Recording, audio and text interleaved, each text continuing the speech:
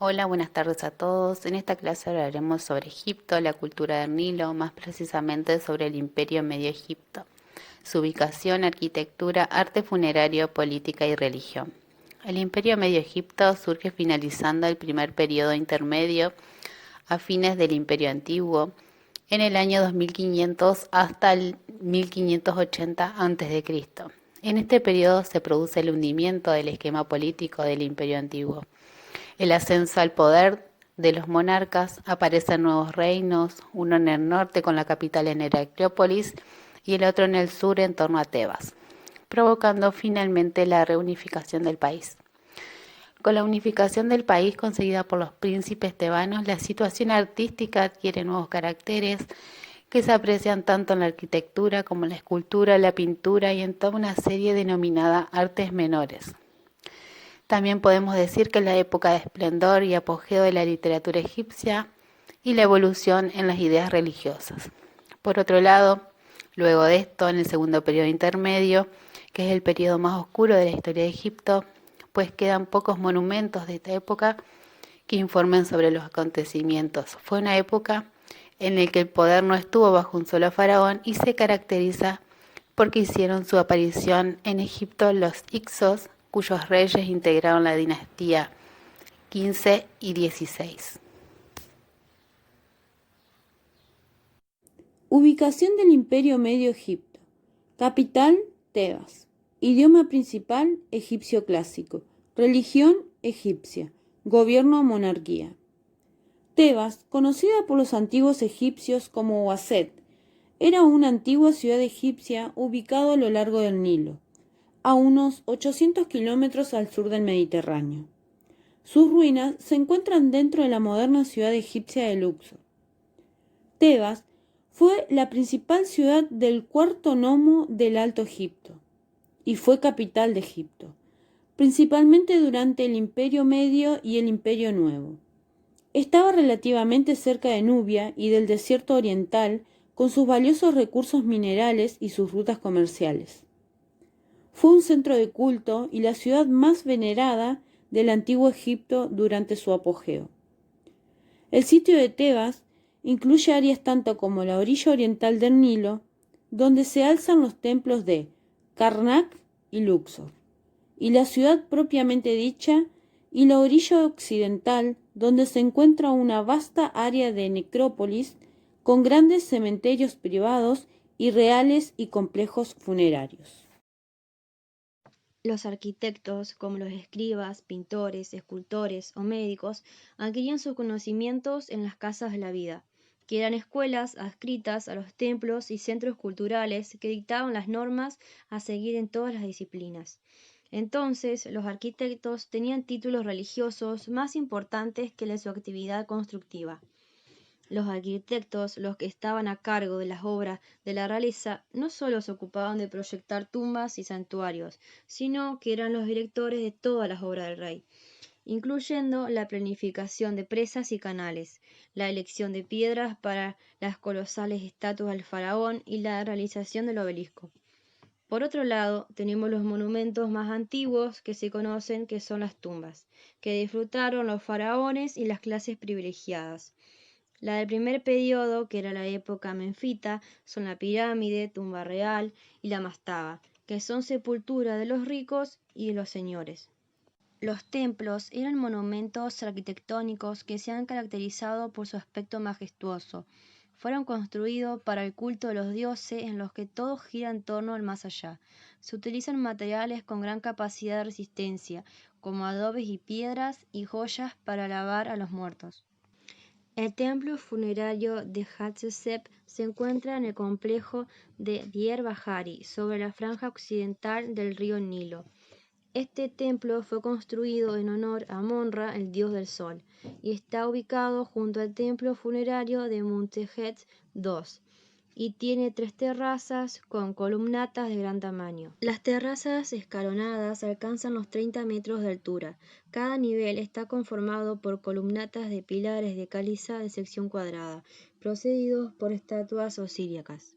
La capilla de Anubis, en la zona nordeste del templo, posee columnas de sección poligonal. Estas terrazas están conectadas por una gran rampa central, que en la antigüedad estaba franqueada por jardines de plantas exóticas traídas del Punt. Los materiales de construcción eran la madera, el adobe y la piedra. La madera fue el material más usual en la prehistoria y la época predinástica. Era de buena calidad y muy escasa en Egipto.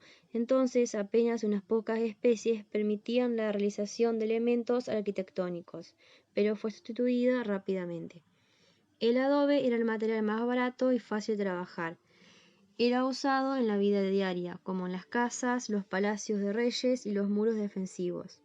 La piedra era mucho más cara y difícil de obtener, pero acabó siendo la materia prima ideal para la arquitectura funeraria y religiosa.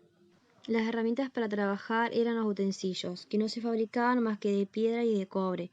Confeccionaban macetas, martillos, mazos y hachas. Para la extracción introducían en los cortes efectuados con la herramienta estacas de madera que, hinchadas al mojarse, hacían reventar la piedra y despegaban el bloque. Las mastabas son las más antiguas. En su interior hay un pozo que se ciega y sobre él un edificio casi macizo con forma de paralelepípedo con alguna habitación adornada con relieves. Si construimos varias mastabas superpuestas, obtenemos como resultado la pirámide escalonada, como la de Djoser. La sacara es una estructura visible de planta rectangular con muros con contrafuertes. Su interior consta de numerosas salas para depositar ofrendas y ajuar funerario. También varios pozos subterráneos con cámaras sepulcrales. Los techos de estas cámaras subterráneas eran de vigas macizas. En los sabidos, las tumbas reales responden al mismo tipo de construcción, pero con las paredes lisas y sin decoración. En el interior hay un pozo franqueado por pequeñas habitaciones. La cámara funeraria real se dispone en el centro de la tumba, rodeada de almacenes destinados a recibir ricas ofrendas. Los hipogeos o casas de la eternidad son un conjunto de cámaras sepulcrales excavadas en la roca que comenzaron a realizarse en el Imperio Medio, pero que alcanzaron su esplendor en el Nuevo. Fueron construidos debido a que las pirámides no consiguieron proteger del asalto de los ladrones los restos de los faraones. Por eso, a partir de la sexta dinastía, se comenzó la construcción de tumbas subterráneas, excavadas en las laderas de las montañas y en lugares de difícil acceso, habiendo así una habitación de la momia que en vida había sido una persona rica y privilegiada. Eran inmensas galerías, algunas de más de 100 metros, abiertas en la roca y que conducían a suntuosas cámaras fúnebres, sostenidas por columnas, e igualmente recubiertas de pinturas y bajorrelieves con escenas de la vida del difunto. En las numerosas antesalas que la precedían se depositaban las provisiones y objetos de valor. Luego se disimulaba y tapiaba la entrada de la tumba con grandes rocas. El artista es un ejecutor anónimo, es un artesano que cumple unas normas preestablecidas al servicio del Estado o de los templos. No es un creador. El oficio era aprendido en las escuelas que enseñaban los cánones establecidos y normalmente pasaba de padres a hijos. Aunque el artista era anónimo, no firmaba sus obras, y muy pocos nombres han llegado hasta nosotros. No lo era para sus contemporáneos, y algunos estaban altamente reconocidos, como lo prueba la decoración de algunas tumbas de artistas. Pero el artista no tiene independencia de su creación. Todo lo que creaba debía estar de acuerdo a unos cánones. Es por tanto falto de originalidad. Las mayores expresiones de arte nos llegaban a través de la figura del faraón, quien encargaba los trabajos, mientras que el ejecutor de las obras permanece casi siempre en anonimato. Por otro lado, el arte es soporte de toda una iconografía religiosa y de poder. La imagen encierra toda una simbología que la exime de cualquier función estética. Se trata de transmitir el mensaje de la forma más clara posible. Por eso nunca se liberaron de la imagen conceptual, de la técnica completiva, por lo que el retrato se compone de varios elementos mentalmente unidos y ópticamente incoherentes. Por eso también renuncian a la perspectiva, para dar más claridad al mensaje. Pero la imagen símbolo debe ser también duradera, eterna para ser buena. Siempre se prefiere macizo mejor que vano, las formas puras y geométricas que dan la visión de orden, pero también son más duraderas. Adintelación mejor que arcos, rectas mejor que curvas, soportes simples pero enormes, materiales sólidos y eternos, la piedra en vez del ladrillo, esculturas bloque, etc. La lengua egipta no contenía ningún término equivalente a la palabra arte, y resulta muy difícil encontrar similitudes para los actuales conceptos, obra de arte y artista. Con referencia a este último término, puede observarse que existían diversas palabras para nominar las diferentes profesiones. Las artes figurativas egipcias se caracterizan por presentar una notable homogeneidad estilística basada en la permanencia de ciertos elementos fundamentales para la representación plástica. Todos los relieves y pinturas se creaban en líneas horizontales, de mayor a menor tamaño, aunque a quien lo observe no le da ninguna sensación de profundidad, sino más bien la secuenciación de escenas se consigue aplicar el concepto. Fueron los invasores quienes se vieron influenciados por las expresiones egipcias. El arte egipcio está influenciado profundamente por la religión y por el centralismo político, que trata de exaltar el poder absoluto de los reyes y la grandeza de su imperio. Como en la vida cotidiana, el egipcio estaba altamente influenciado por sus creencias en el más allá y fundamentalmente por el concepto de eternidad y durabilidad, y fueron estas ideas las que determinaron su producción artística. Política del Imperio Medio Egipto. El fundador del Imperio Medio es Mentuhotep II, quinto soberano de la dinastía decimoprimera tebana. El primer paso corresponde a un príncipe del Alto Egipto que, con la ayuda de sus vasallos del sur, logró la reunificación política del país. El nombre de este faraón, que fue adoptado por 3 o 4 reyes de la dinastía decimoprimera, honraba al dios guerrero Montu. Para lograr el restablecimiento de la autoridad real y de la prosperidad económica interior, Mentuhotep II tomó una serie de medidas. En primer lugar, una energética política de centralización que le llevó a la supresión de algunos principados hereditarios en el Alto Egipto. La capital quedó fijada en Tebas. De este modo, el país volvía a estar unificado y con ello restaurada la economía con la apertura de las grandes rutas comerciales. En cuanto a la política exterior, Mentuhotep II reasumió las tendencias imperialistas de finales del Imperio Antiguo. Los sucesores de esta dinastía son Mentuhotep III, que tuvo un reinado próspero sin tensiones políticas y donde se dedicó a la construcción de templos, y Mentuhotep IV, el cual hizo una expedición al Hadi Hamamat para extraer bloques de canteras y fundar una estación naval en la costa del Mar Rojo. Esta expedición la mandaba el visir y gobernador del Alto Egipto Amenemhat. Será este visir quien inaugurará la dinastía decimosegunda gracias a una usurpación. Amenemhat I establecerá la capital en la desconocida Itatawí, en el centro del país y próxima a Menfis. Para evitar las guerras entre nomos, el faraón fijará los límites entre los distintos nomos y los declarará inamovibles. En la política interna se esforzará por controlar la finanza exigiendo contribuciones de los nomos y al final de su reinado se realizarán expediciones a Siria, Palestina y Nubia. Sesostris I desarrolló su reinado sin problemas, aumentó el prestigio de la realeza y Egipto gozó de una gran prosperidad económica. Inició la revalorización agrícola del Fayum y estableció relaciones comerciales permanentes con Asia. En política exterior, envió expediciones comerciales a Punt, Siria y Palestina, pero también emprendió acciones militares como la conquista y colonización de Nubia hasta la Segunda Catarata y las campañas contra los beduinos del noroeste. Este faraón fue un activo constructor de templos y monumentos. Amenemhat II tuvo un reinado largo de más de 30 años donde estrechará relaciones con Asia. Su heredero será Sesostris II, uno de los máximos artífices de la explotación del oasis del Fayum.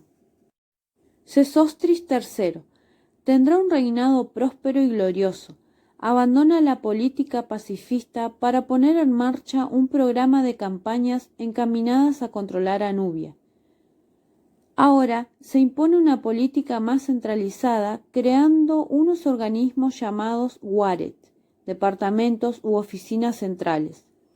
A través de ellos se administrará todo el país, valiéndose de una burocracia eficiente vinculada a la persona del faraón. Suprime el cargo de monarca de manera definitiva, consolidando la reforma administrativa al establecer 3 circunscripciones territoriales: Norte, Sur y Elefantina Baja Nubia, que dependen directamente del visir, dirigiendo un funcionario cada uno de ellas. Este faraón será el conquistador real de la región. A efectos administrativos, el país quedaba dividido en 3 distritos: Alto, Medio y Bajo, coordinados por un visir, y una burocracia especializada sustituida a sacerdotes y a escribas de sus funciones tradicionales. Se realizaba así la reforma estructural del Estado necesaria para la creación de un imperio en el exterior. El hijo de Sesostris III, Amenemhat III, fue el último gran rey del Imperio Medio.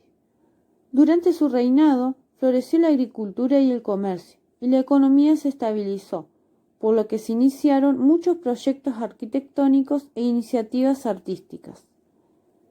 La dinastía XII terminó con los reinados de Amenemhat IV y de la reina Sobeknefru, lo que parece indicar una falta de herederos varones para el trono de Egipto. Tras su desaparición se inicia la dinastía XIII, que protagonizará un momento excepcional en la historia de Egipto. En el Imperio Medio, Egipto conoció una de sus épocas más brillantes. El poder real restaurado hace que se propague la cultura egipcia fuera del país. Durante la dinastía XII, la escultura alcanza la perfección. Los artistas del Imperio Medio sustituyen la imagen serena e impasible del faraón por la de un hombre al que los avatares de la vida y el poder han modelado su rostro. La fuerza realista de los retratos de Sesostris III y Amenemés III es el mejor testimonio de la perfección y del universalismo del arte egipcio. En cuanto a religión, podemos decir que en el primer periodo intermedio se produce la primera revolución religiosa. Durante la 9ª y 10ª dinastía, los derechos religiosos, solo reservados para la realeza, comienzan a ser adquiridos por el pueblo, particularmente la vida ultratumba, lo que produce la generalización del ritual funerario y la posibilidad de que todo difunto, una vez justificado por el tribunal de ultratumba, se convierta en un Osiris. Luego de este periodo de crisis político, social y religioso, se da inicio a nuevas especulaciones teológicas. Este periodo se caracterizó por el contraste de la religión osíriaca, que asegura la supervivencia en la otra vida unida a la conservación de las momias con la de Ra. A partir de la dinastía XI, el dios Osiris adquirió una mayor preponderancia en el terreno religioso porque era un dios popular, cercano al hombre, que como un hombre humano sufría y moría, mientras que Ra era un dios solar y lejano. Al lado de la religión popular de Osiris aparece con la dinastía XI una nueva religión con tendencias netamente heliopolitanas, cuyo dios principal era Amon-Ra. Los primeros reyes de la dinastía XI habían favorecido el culto de Osiris por razones políticas y sus sucesores reaccionaron contra una religión que se había vuelto demasiado popular. Durante la dinastía XII, las dos tendencias religiosas se desarrollaron paralelamente, adquiriendo ambas una enorme importancia. En el segundo periodo intermedio, los soberanos Hyksos no comprendían ninguna de estas dos tendencias. Tanto la cosmogonía solar como el misticismo osíriaco no podían acercarse ni a sus creencias ni al concepto que ellos tenían de poder. Por eso Set, que representa la fuerza de la propia naturaleza viva, fue comprendido, asimilado y justificado como el culto egipcio por excelencia, pues representaba el concepto de Dios que ellos entendían. Set Volvió a ser el dios de la monarquía feudal, como en los tiempos más primitivos de Egipto, y en su honor levantaron estatuas de vasallos de los reyes hicsos.